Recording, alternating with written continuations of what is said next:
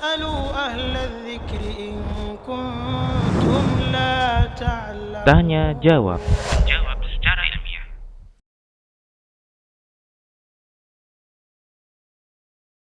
Sebenarnya ini ya, poin-poinnya tadi udah disampaikan ya. Kalau memang bisa pindah dari tempat tersebut, hijrah, itu adalah suatu hal yang lebih baik ya. Karena kita tahu yang namanya hijrah, itu juga termasuk hijrah makani, hijrah tempat.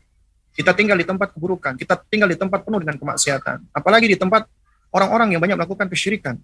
Kita harus khawatir, kita harus takut ketika Allah Azza wa Jalla menurunkan ya balanya, Allah menurunkan adabnya ya bagi mereka, itu orang-orang yang soleh yang tinggal di dekat tempat tersebut itu juga sangat mungkin akan terkena ya dampaknya, ya akan terkena adab Allah Subhanahu wa taala. Namun bukan artinya Allah tidak adil, tidak. Allah Maha adil.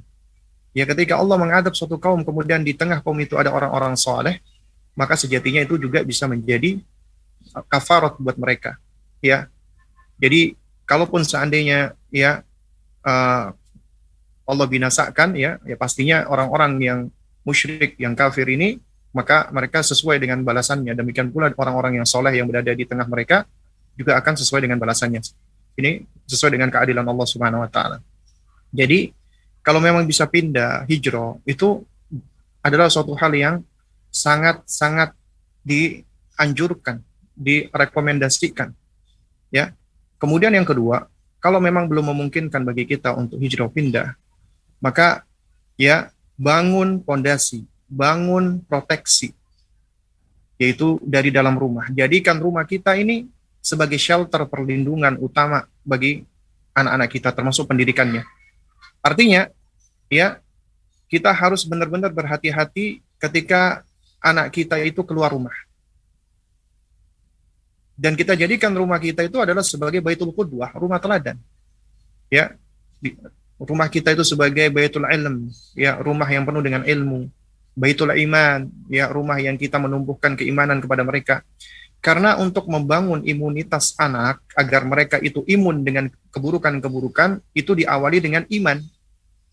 Ya, iman dulu sebelum imun. Karena apabila imannya anak itu dibangun, ya insya Allah Ta'ala akan terbangun pula imunitas dengan izin Allah. Allah yang akan menjaga.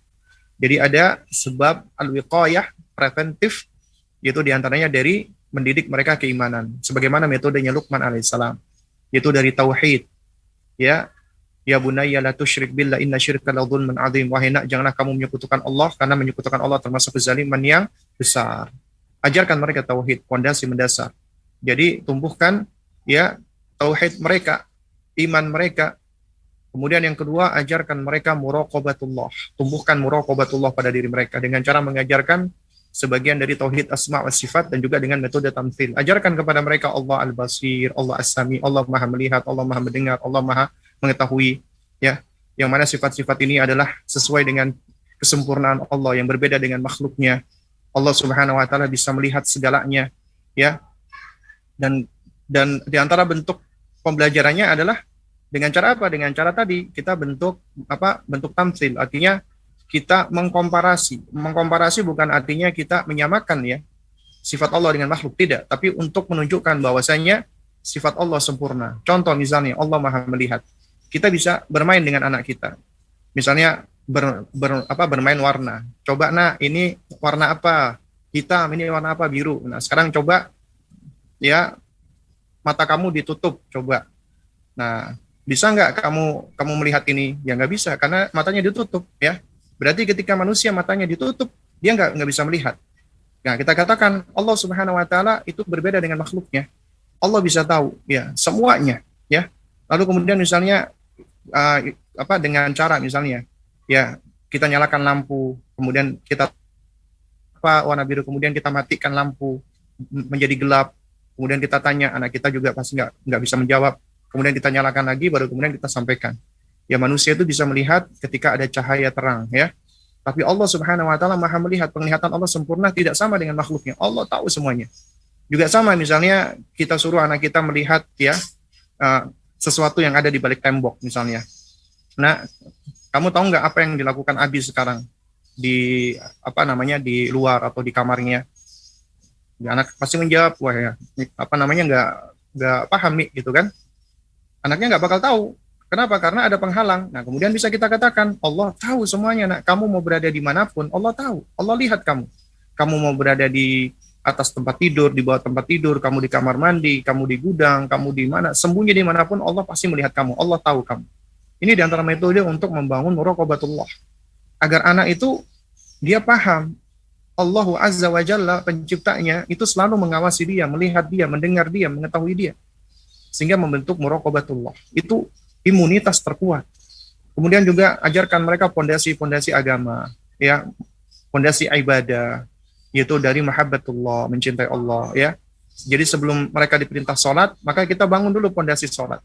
Karena ini yang akan menjadikan sholat mereka itu tanha anil fahsya wal munkar, bisa mencegah perbuatan keji dan munkar. Sholatnya mereka itu akan bermanfaat karena ada pondasinya.